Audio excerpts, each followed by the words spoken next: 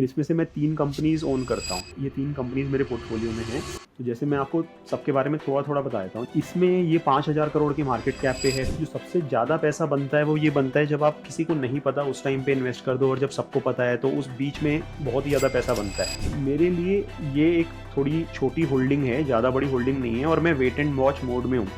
And जैसा आपको पता है मैं टेक्नो फंडा करता हूँ, तो मैं पर्सनली कोशिश ये करता हूँ कि जहाँ पर चार्ट भी अप ट्रेंड में हो और साथ साथ फंडामेंटल्स इंप्रूव हो रहे हो, तो फंडामेंटल्स तो इसमें ऑलरेडी इंप्रूव हो रहे हैं, तो उसे मैं बड़ी पोजीशन बनाऊंगा। तो ये कंपनी भी मेरे लिए आज की डेट में अभी भी मैं इसे खरीद रहा हूँ। ज़्यादातर लोगों के मन में ना वो मेंटल ब्लॉक रहता है कि 100 का पी है तो बहुत ही ज़्यादा महंगा हो गया, इसमें बिल्कुल टच ही नहीं करना। और यार ये ग्रो तो बहुत ही अच्छा कर रही है, ट्रेंड बहुत ही ज़्यादा लंबा है, आने वाले कई सालों को ऑलरेडी डिस्काउंट कर लिया है।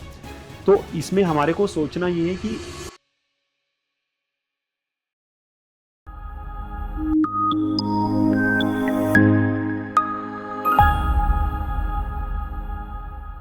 ओके शुभम, तो आज हम कौन सी 5 कंपनीज पढ़ने वाले हैं? तो आज हम करेंगे, जैसे कुछ कंपनीज होती है ना, इन्हें तोड़ फोड़ कंपनीज होती हैं, अनाप शनाप ग्रोथ आ रही होती है, तो वैसी ही 5 कंपनीज के बारे में बात करेंगे। अब ओके। मेरा जो पहला क्राइटेरिया है वो ये है कि मिनिमम से मिनिमम 50% की ग्रोथ होनी चाहिए। इनमें जी। से कुछ कंपनीज हैं जो 150-150% से भी ग्रो कर रही हैं, ओके। एंड अगले 3 सालों में कई गुना रेवेन्यू करने की गाइडेंस है, और शायद कर भी जाएं। तो बहुत ही इंटरेस्टिंग 5 कंपनीज होने वाली हैं। जी। तो शुरू करते हैं। जी, पहली कंपनी कौन सी है?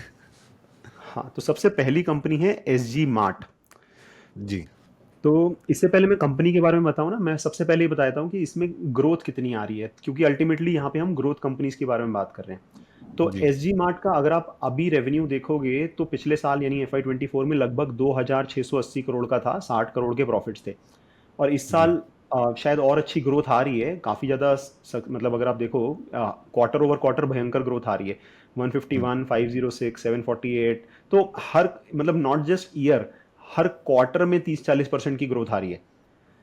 तो ये एक मैंने इनकी प्रेजेंटेशन से निकाला है। इसमें आप देख सकते हो इन्होंने पोटेंशियल रेवेन्यू गाइडेंस दी है FY 27 की, यानी कि आज से 2 साल के बाद।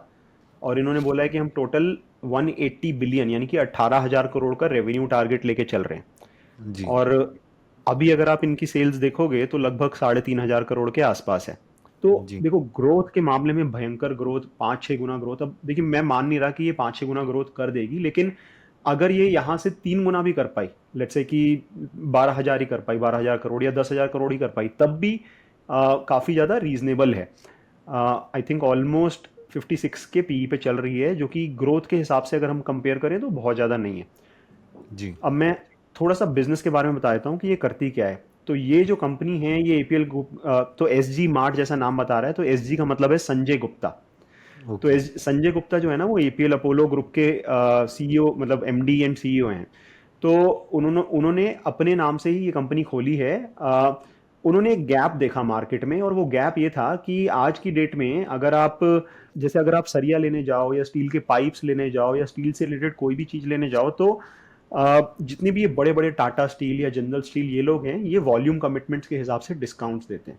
तो जी। अगर आप बहुत ज़्यादा वॉल्यूम लोगे तो ये आपको एक प्राइस देंगे, और आप बहुत ही कम वॉल्यूम लोगे तो शायद बोलेंगे, एक मिनिमम कमिटमेंट भी रहेगा कि भाई आपको मिनिमम इतना खरीदना ही खरीदना है, एंड देन उस हिसाब से डिस्काउंट भी आपको उसी हिसाब से मिलेगा आप कितना खरीद रहे हो। तो अब जी। इन्होंने ये मार्केट में गैप देखा, और ये जो डिस्ट्रीब्यूटर्स थे वो फ्रेगमेंटेड थे। जो ऑल ओवर इंडिया में डिस्ट्रीब्यूटर्स थे, कोई भी इतना बड़ा डिस्ट्रीब्यूटर नहीं था जो बहुत ही ज़्यादा लार्ज स्केल पे काम कर रहा हो। तो इन्होंने सोचा कि क्यों ना हम एक, ऑब्वियसली हमारा अपना एपीएल अपोलो कंपनी है जो स्टील पाइप्स में है, तो हम उसके एक सबसे बड़े डिस्ट्रीब्यूटर बन जाते हैं, अपना भी सामान रखेंगे और स्टील से रिलेटेड बाकी जितनी भी चीजें हैं वो भी रखेंगे। जी। राइट। तो वही इनका धंधा है, ये काइंड ऑफ B2B टाइप का धंधा है, यानी कि ये डिस्ट्रीब्यूटर टू अ डिस्ट्रीब्यूटर है, और इंडिया के लार्जेस्ट डिस्ट्रीब्यूटर बनना चाह रहे हैं। ओके। तो अब इसमें जो गेम है ना वो ऐसा, ये क्योंकि मैन्युफैक्चरिंग तो कुछ कर नहीं रहे, काइंड ऑफ ट्रेडिंग बिजनेस है, एक इधर से सामान खरीदा और इधर बेच दिया। राइट। तो जी। अब इसमें जो मार्जिन होते हैं वो बहुत ही कम बनते हैं, सिर्फ 2% के मार्जिन पे ये लोग काम करते हैं, आप ये चीज़ देख भी सकते हो इसमें। तो 2% के मार्जिन पे काम करते हैं, और ये अपनी कॉन्फ्रेंस कॉल में भी यही बताते हैं कि भाई हमारे आगे जाके भी ना 2% के मार्जिन ही रहने वाले हैं। आगे जाके FY 27 के बाद ये लोग बोल रहे हैं कि हम टाइल्स हो गया, बेसिकली पूरा का पूरा बिल्डिंग प्रोडक्ट हो गया, ये हर चीज़ में घुसना चाहते हैं। लेकिन अभी के लिए ये प्राइमरली स्टील वाले बिजनेस में ज़्यादा है। तो ये है इनका, ये B2B मार्केट प्लेस बनना चाहते हैं, मैन्युफैक्चरर, बीच में इनका वेयर हाउस और आगे डीलर। तो ये बीच वाला जो पोर्शन है ये बेसिकली इसमें ऑपरेट करना चाहते हैं। कुछ की प्रोडक्ट जैसे TMT bar, wire mesh, binding wire, HR sheet, welding rod, basically जो भी कंस्ट्रक्शन में यूज़ होने वाला स्टील का सामान है वो सब चीज़ें। और आगे जाके ये पेंट्स और इन सब में भी घुसना चाहते हैं, जो कि अभी ये बहुत ज़्यादा सिग्निफिकेंटली नहीं है। Tile, cement, bath fitting, laminate, paint, more of a distributor. ये था हमारा पहला बिजनेस। सो नेक्स्ट कंपनी जिसके बारे में बात करूंगा वो है सेलकोर गैजेट्स। अब ये जो जी सेलकोर गैजेट्स है, इनके प्रोडक्ट्स आपको यहाँ पर दिख रहे होंगे। ये smart TV, smart watch, earbud, speaker, neck band, mobile charger, power bank, headphone, earphone, ये सब चीज़ें इनका, इन सब के ब्रांड है इनके। तो ये जी सेलकोर के नाम से ही ये ब्रांड इनका है। अब ज़्यादातर लोग ये बोलेंगे कि यार ये तो हमने आज तक ब्रांड ही नहीं सुना कि सेलकोर की घड़ी या सेलकोर के हेडफोन्स। हमने शायद हाँ बोट सुना है, नॉइस सुना है, या फिर JBL सुना है, या जो भी हरमन सुना है, बड़े बड़े नाम सुने हैं, लेकिन ये सेलकोर जैसे किसी ब्रांड का नाम नहीं सुना आज तक। जी और उसके पीछे एक्चुअली एक रीज़न है, क्योंकि इनका जो बिजनेस है ना वो ये है कि ये ज़्यादा ऑन, जैसे जो भी हमने बड़े बड़े ब्रांड्स की बात करी वो सारे के सारे ऑनलाइन वाले ब्रांड्स हैं जो कि ऑनलाइन मार्केट प्लेस में compete करते हैं। जी जबकि इनका जो धंधा है वो थोड़ा सा अलग है। जो गांव देहात कह लो या Tier 3 Tier 4 टाउन्स हैं, विलेजेस हैं, वहां पर आपको, आपने देखा होगा गली मोहल्ले में एक दुकान होती है जहां पर ये सब सामान मिलता है, लेकिन वो हम्म शायद काइंड ऑफ ऐसे ऐसे नामों के ब्रांड्स लेके बैठे होते हैं जो शायद किसी ने सुने नहीं होते। तो जी ये जो है बेसिकली वहीं पे ऑपरेट करते हैं। इन्होंने गैप ये देखा कि जितने भी ये बड़े बड़े ब्रांड्स हैं वो सब ऑनलाइन मार्केट प्लेस पे भयंकर compete कर रहे हैं और वहां पर हम्म शायद हम जीत नहीं पाएंगे। इन्होंने मेजर इंपॉर्टेंट चीज ये करी कि 1200 से ज्यादा डिस्ट्रीब्यूटर्स वगैरह लगा करके ऑल ओवर इंडिया में Tier 3 Tier 4 टाउन्स में घुस के अपना, अपने जो छोटी छोटी शॉप्स हैं उन पे अपना सामान बचाना शुरू कर दिया। तो सेलकोर के नंबर्स देखते हैं। जो ग्रोथ है वो आप देख सकते हो कि 2022 में 121 करोड़, फिर इन्होंने 23 में डबल कर दिया 264 करोड़, 24 में फिर डबल कर दिया 500 करोड़। एंड अगर आप इनकी लेटेस्ट इन्वेस्टर प्रेजेंटेशन देखोगे तो ये with in next 1 to 2 years 1000 crore करने की बात कर रहे हैं और 5000 करोड़ का टारगेट लेके चल रहे हैं। सो क्रेजी क्रेजी ग्रोथ आ रही है, इसीलिए मुझे लगा कि ये कंपनी शायद इंटरेस्टिंग है और इसके बारे में हम बात कर सकते हैं। सो 4x रेवेन्यू किया है लास्ट 3 years में। 1000 से ज़्यादा डिस्ट्रीब्यूटर्स हैं, 28 स्टेट्स में इनकी प्रेजेंस है और 12 साल से इस इंडस्ट्री में जो है वो काम कर रहे हैं। तो यहाँ पर आप देख सकते हो कि ये इन्होंने कुछ कुछ माइलस्टोन अचीव करे हैं।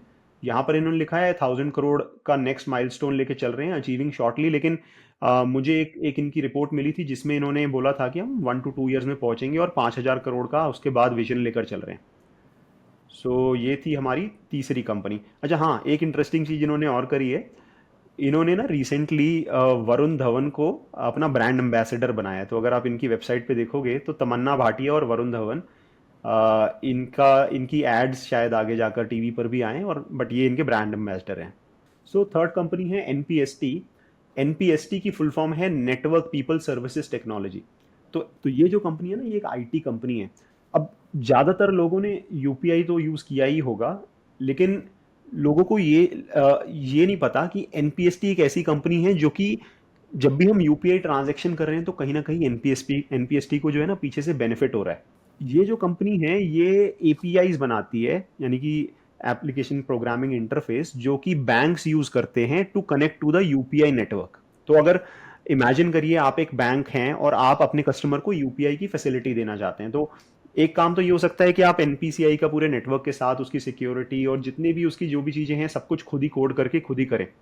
जी और दूसरा आप ये काम कर सकते हैं कि आप NPST जैसे किसी वेंडर के साथ कोलैबोरेशन कर लें और आप डायरेक्टली जो है इनकी सर्विसेज यूज़ करना शुरू करें और आप बहुत जल्दी जो है सीधा सीधा अपने कस्टमर्स को UPI दे सकते हैं।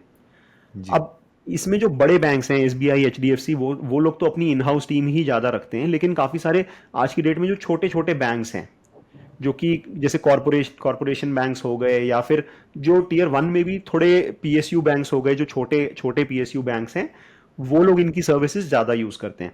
अब ये लोग क्या करते हैं ना, वॉल्यूम के हिसाब से, अगर आपकी बहुत ही ज़्यादा वॉल्यूम है, आपके बहुत ही ज़्यादा कस्टमर्स हैं UPI पे, तो ये बोलेंगे कि ठीक है हम आपसे आपसे हर ट्रांजैक्शन पे चार्ज नहीं लेंगे, लेकिन आपसे आपके सॉफ्टवेयर की मेंटेनेंस के लिए और उन सब चीज़ों के लिए और आपके लिए कुछ कोड करने के लिए हम कुछ आपसे पैसे लेंगे।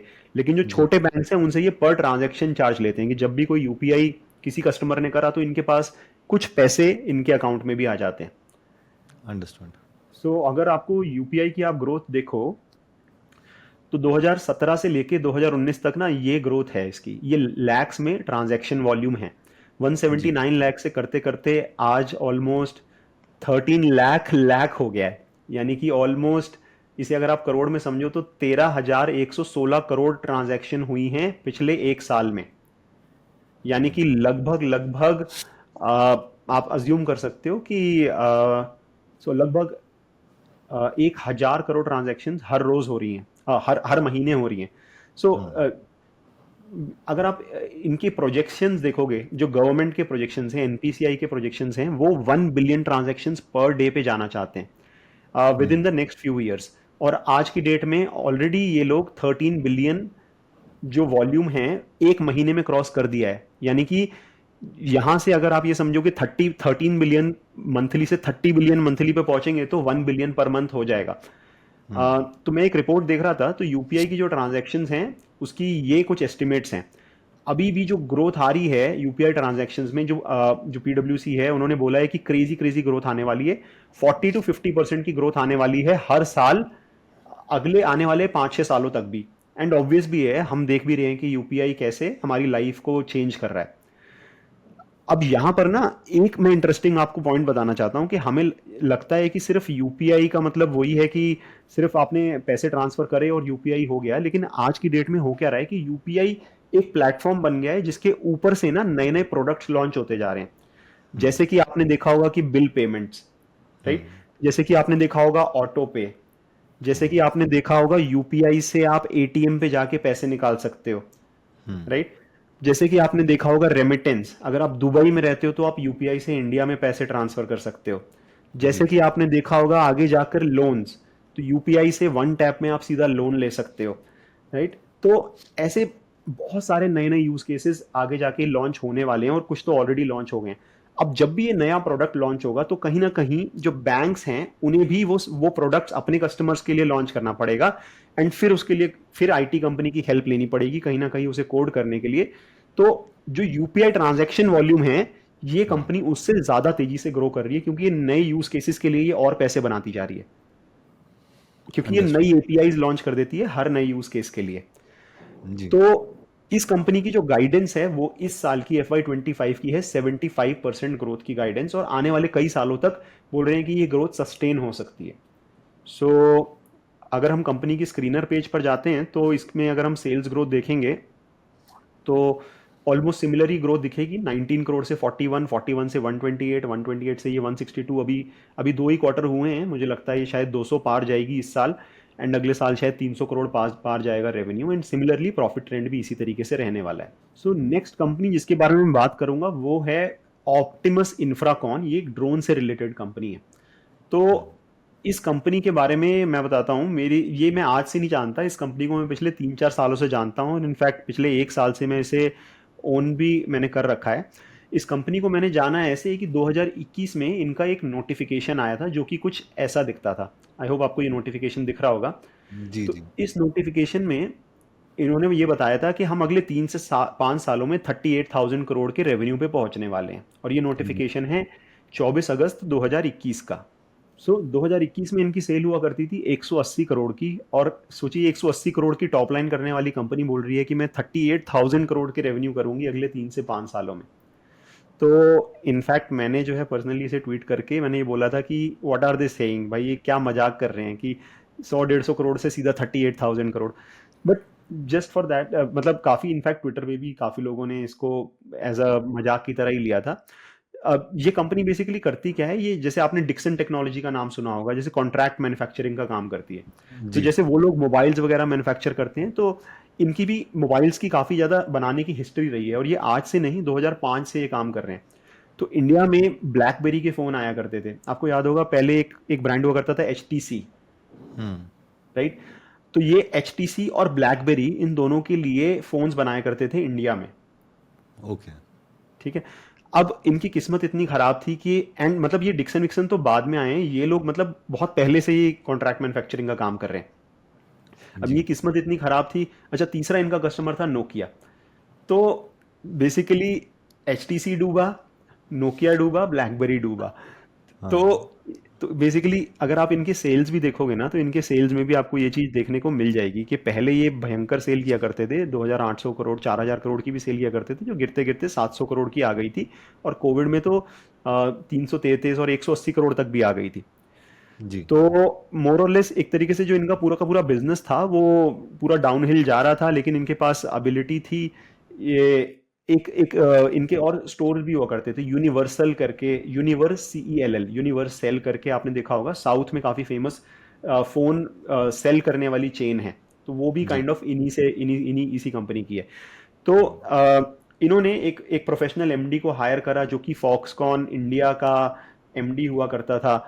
एंड देन मैनेजमेंट को चेंज करा, एंड इन्होंने बोला कि भाई हम वापस कॉन्ट्रैक्ट मैन्युफैक्चरर में जाना चाहते हैं, बहुत ज़्यादा डीप जाना चाहते हैं। ये पिछले 3-4 सालों की स्टोरी बता रहा हूँ। जी। फिर उसके बाद इन्होंने बोला कि भाई हम डिक्सन विक्सन के साथ compete करने की बजाय फोन्स में हम जो ये हेयरेबल्स एंड वेरेबल्स हैं, जैसे कि ईयरफोन मैन्युफैक्चरिंग हो गया या स्मार्ट वॉच मैन्युफैक्चरिंग हो गया, आज की डेट में जो 2,500-3,000 रुपए की घड़ियां मिल जाती हैं, उसका जो कॉन्ट्रैक्ट में असेंबली बोल सकते हो आप बेसिकली, वो ये लोग करते हैं। नोएडा में इनका प्लांट है। तो यहाँ पर इनका टर्न अराउंड आना शुरू हुआ। इन्होंने PLI बेनिफिट्स के लिए अप्लाई किया, तो ये 400 से 1100, 1100 से 1500 करोड़ पे पहुंचे, just because of the contract manufacturing business. लेकिन अब यहाँ पे इंटरेस्टिंग टर्न कब आया, जब लास्ट ईयर इस कंपनी ने एक बहुत ही इंटरेस्टिंग अनाउंसमेंट करी। जी। और वो अनाउंसमेंट थी ये। सो आई होप आपको ये न्यूज़ आर्टिकल दिख रहा होगा। जी। जी। तो बेसिकली हुआ क्या, कॉर्निंग करके एक कंपनी है जो कि US की कंपनी है। ये जितने आपने गोरिल्ला ग्लास का नाम सुना होगा, गोरिल्ला ग्लास, जी। है ना? एप्पल में तो भी लगता है, आई थिंक। हाँ, एप्पल में भी लगता है, सैमसंग में भी लगता है, दोनों में लगता है। तो जी। जो गोरिल्ला ग्लास बनाने वाली कंपनी है वो पूरे वर्ल्ड में यही है। गोरिल्ला ग्लास काइंड ऑफ इन्हीं का बनाया हुआ प्रोडक्ट है ये। आज की कंपनी नहीं है, मतलब 100 सालों से ग्लास मैन्युफैक्चरिंग में अलग अलग चीजें करती है। जैसे कि ऑप्टिकल फाइबर हो गया, जैसे कि मतलब ग्लास के ही प्रोडक्ट्स बनाती है, नए नए एप्लीकेशंस इन्वेंट करती है, मतलब डिस्कवर करती है। तो जी। अ, इन्होंने, ऑप्टिमस इंफ्राकॉन ने कॉर्निंग के साथ एक जॉइंट वेंचर किया और ये बोला कि हम इंडिया में, क्योंकि अब इतने फोन मैन्युफैक्चर कर रहे हैं, तो अब नेक्स्ट फेज क्या हो रहा है, गवर्नमेंट ये पीछे पड़ी हुई है कि अब आप जो इसके पार्ट्स हैं, जो PCBs हो गई, जो ग्लासेस हो गए, जो कवर्स हो गए, और जो जितने भी अंदर के सामान हैं उसकी फैक्ट्रियां लगाइए। तो इन्होंने मौका देखा और कॉर्निंग के साथ JV करके इंडिया में, तमिलनाडु में 1000 करोड़ खर्च करने वाले हैं ये अगले 3 सालों में, और ग्लास में डिस्प्ले मैन्युफैक्चरिंग का प्लांट लगा रहे हैं। तो बहुत ही बड़ा ट्रिगर है। पूरे इंडिया जी। में मैक्सिमम लोगों को यही लोग सप्लाई करेंगे अगर जब ये प्लांट लाइव आएगा। तो ये तो इनका सबसे बड़ा ट्रिगर हो गया। उसके अलावा इन्होंने रिसेंटली ड्रोन मैन्युफैक्चरिंग में भी एंट्री ली है, और ये है इनका फोरे इनटू ड्रोन्स एंड सर्विसेज। तो इसमें जो है ये ड्रोन बनाने के लिए कोशिश कर रहे हैं। बट मोर और लेस देखिए, मैं यहाँ पर इनके मैनेजमेंट की जो अग्रेशन है वो दिखाना चाह रहा हूँ, बजाय पर्टिकुलरली एक एक चीज के। अब मैनेजमेंट बहुत अग्रेसिवली एक्सपेंशन की तरफ जा रही है। ऑलरेडी इन्होंने ये बोला था कि जो हम कॉन्ट्रैक्ट मैन्युफैक्चरिंग कर रहे हैं उससे हम रेवेन्यू को 3 गुना कर सकते हैं इन अ वेरी रिसेंट टाइम। सो ये हैं वो CEO जिनकी मैं बात कर रहा था, जो कि फॉक्सकॉन से इन्होंने विस्ट्रॉन से सॉरी हायर करा है। तो इसमें आप ये देख सकते हो, इनका एक न्यूज़ आर्टिकल है, ज़्यादा पुराना भी नहीं है। We plan to increase our monthly capacity of true wireless stereo TWS audio products from 0.5 million to 1 million.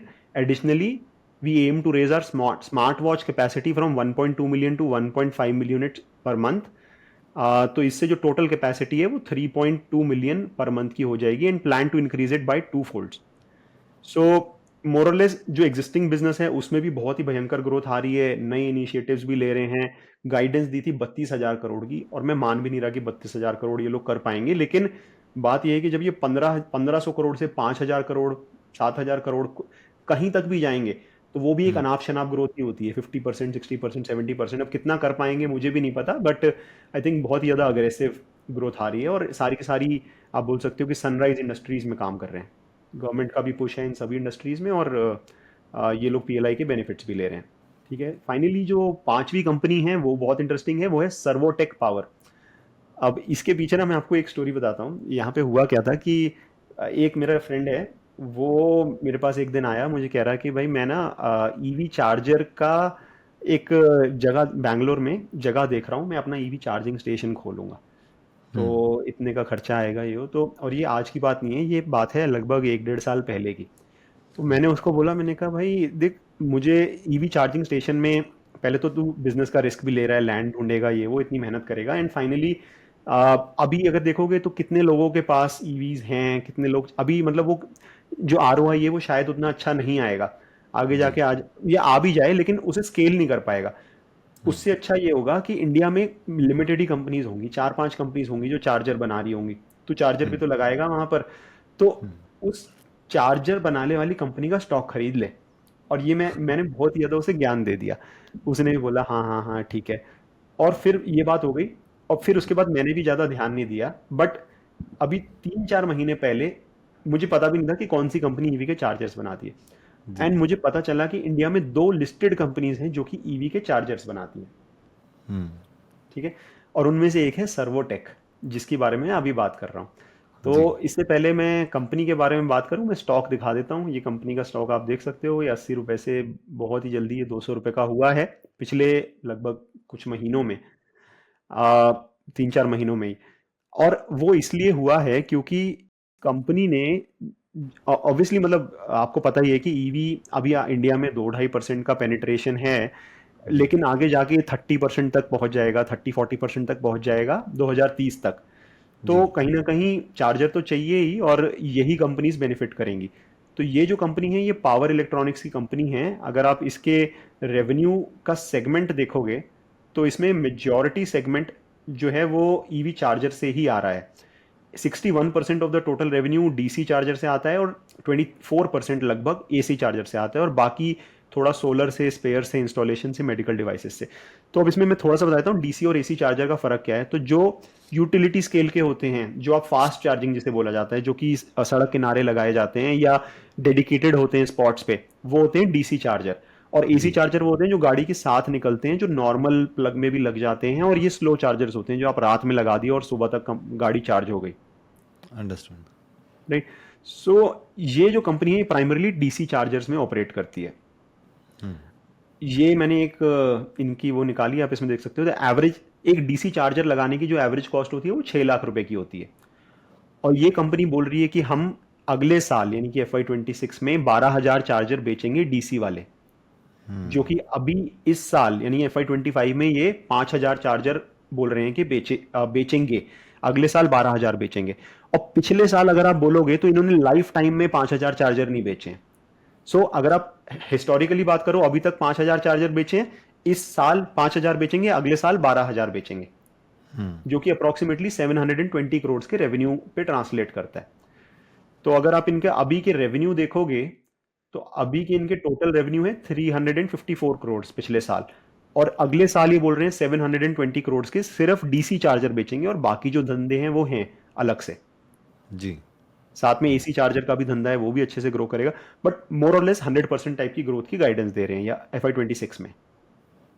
Understand, got it. Right. सो ये था पांचवा बिजनेस। तो शुभम, इसमें से मोस्ट इम्पॉर्टेंट क्वेश्चन कि आपने एक्चुअली में मतलब होल्ड किया हुआ है इसको, या मतलब लेके होल्ड ही करना है, या क्या मतलब आपकी खुद की फिलॉसफी क्या है? Although like we are not SEBI registered, और जस्ट आस्किंग कि आपका थॉट प्रोसेस क्या है? देखो इसमें ना मैं ये बताना चाहूँगा कि अगर आप कोई भी कंपनी देखोगे तो जो भी बहुत ज़्यादा फास्ट ग्रोथ कंपनीज होती हैं वो ऐसा नहीं होता कि किसी को पता नहीं होता, एंड मार्केट में ये खबर बहुत ही ज़्यादा तेज़ी से फैलती है। तो जो सबसे ज़्यादा पैसा बनता है वो ये बनता है जब आप किसी को नहीं पता उस टाइम पे इन्वेस्ट कर दो, और जब सबको पता है तो उस बीच में बहुत ही ज़्यादा पैसा बनता है। लेकिन जी। उसके बाद भी थोड़ा थोड़ा बनता रहता है। लेकिन कहीं ना कहीं एक पॉइंट आता है जब ये कंपनीज बहुत ज़्यादा एक्सपेंसिव हो जाती हैं, लेकिन मार्केट इनको इन कंपनीज को ठीक से वैल्यू नहीं कर पाती। जी। ठीक से वैल्यू नहीं कर पाती का मतलब ये, कोई कंपनी अगर 100% से ग्रो कर रही है तो क्या 100 का पी महंगा है या सस्ता है या ठीक है, हम्म। या 50 का पी ठीक है।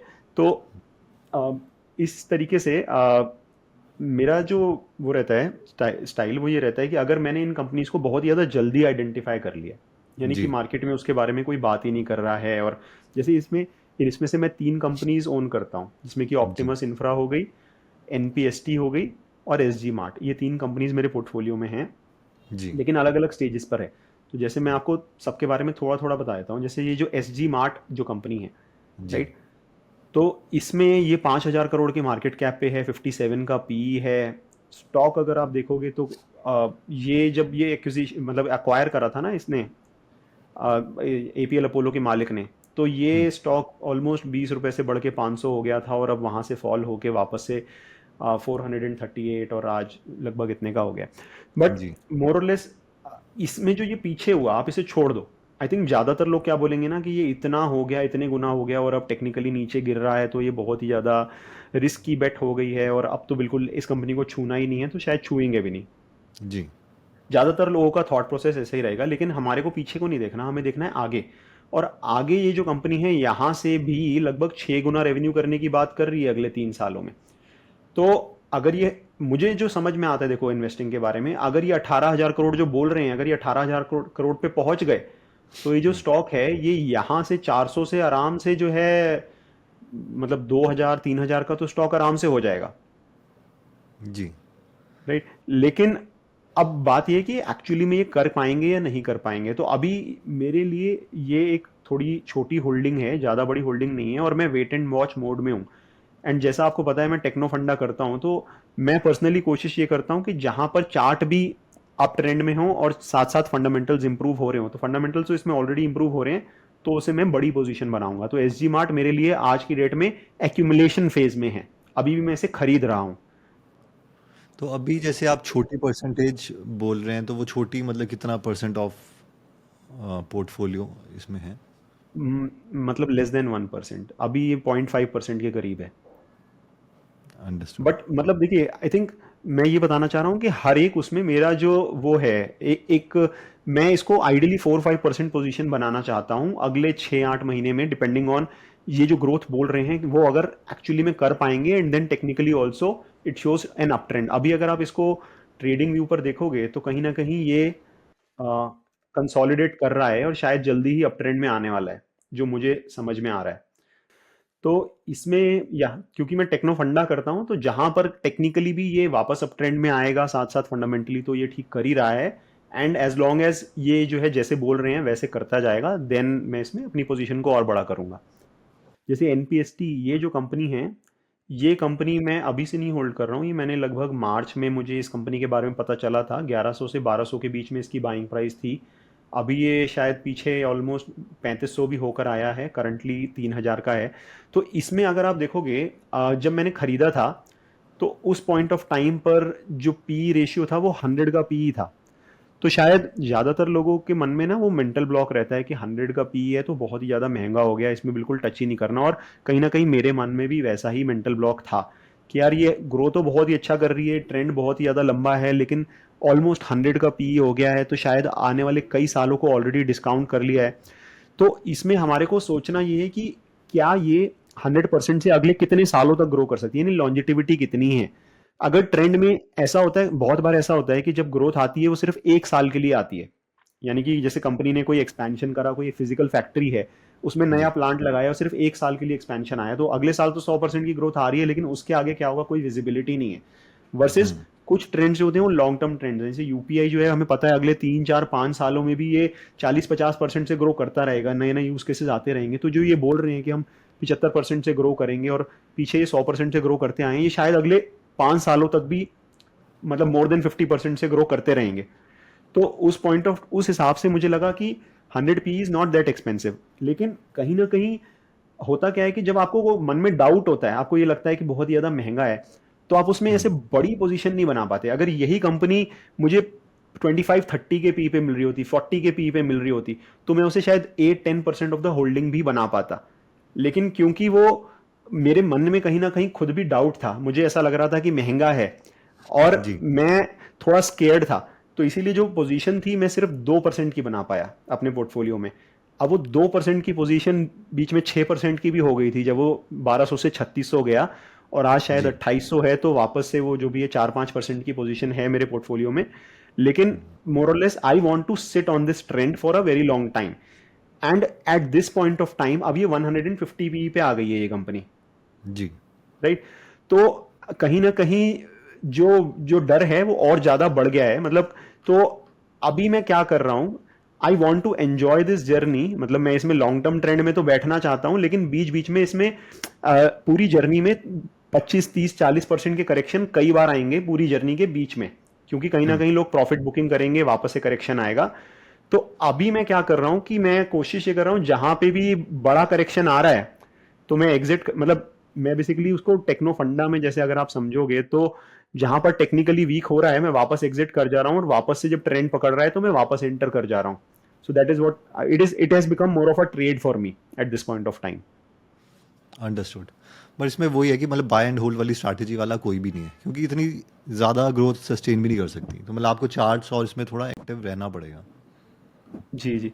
नहीं, शायद अभी 2 3 साल सस्टेन कर जाए, लेकिन होता क्या है कि मार्केट में जब बहुत ही ज़्यादा तेजी से ग्रो होता है तो बहुत लोगों का बहुत जल्दी बहुत ज़्यादा पैसा बनता है, और फिर बीच जी। बीच में जब करेक्शन आती है तो ऐसी कंपनीज मतलब कि डबल भी हो जाती हैं एक साल में, और शायद 2 3 गुना भी हो जाती हैं एक साल में, और फिर जब करेक्शन आती है तो 40% गिर भी जाती हैं with in like 1 month.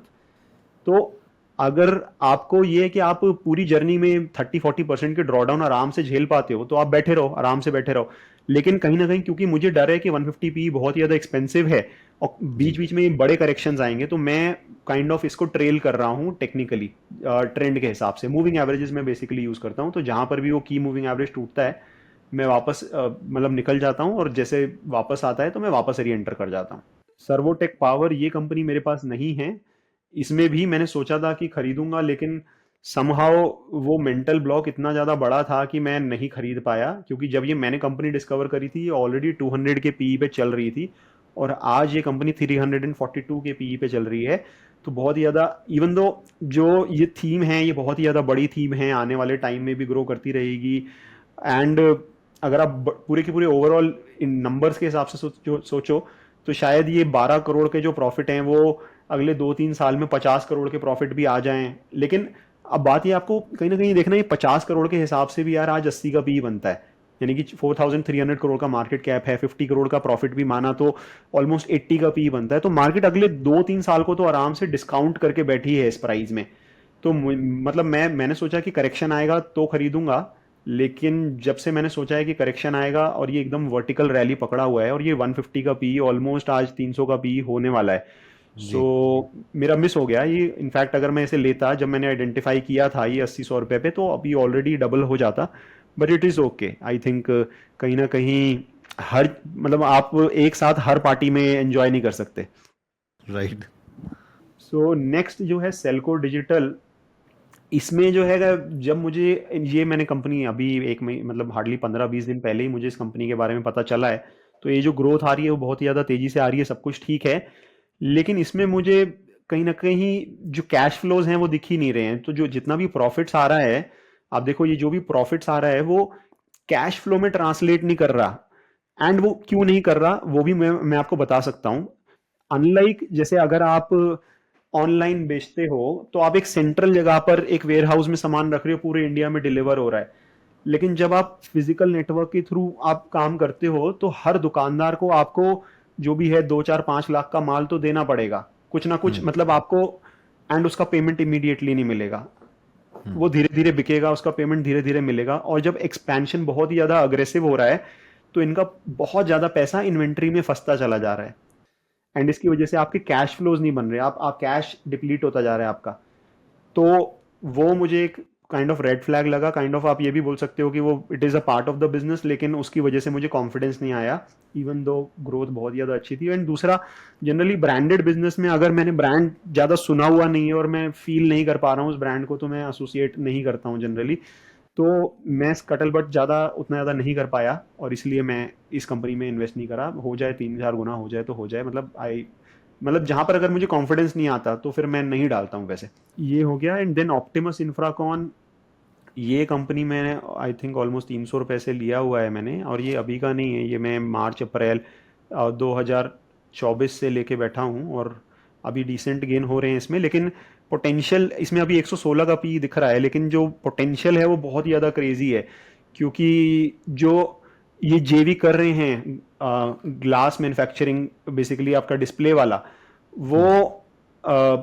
Single 1,000 crore जो इन्वेस्ट कर रहे हैं वो पूरे इंडिया में मुझे लगता है मल्टी 1,000 करोड़ की अपॉर्चुनिटी है। एंड आज ये सिर्फ 1500 करोड़ के रेवेन्यू कर रहे हैं, 1500-1700 करोड़ के। तो ये कंपनी भी बहुत तेजी से ग्रो करती रहेगी। और क्योंकि मुझे लगता है कि मेरा बाइंग प्राइस में जो मार्जिन ऑफ सेफ्टी है वो इतना ज़्यादा है कि अब मैं इस पोजीशन को बहुत ज़्यादा केयर नहीं करूंगा, and I will try to just try to ride the entire journey now from this point.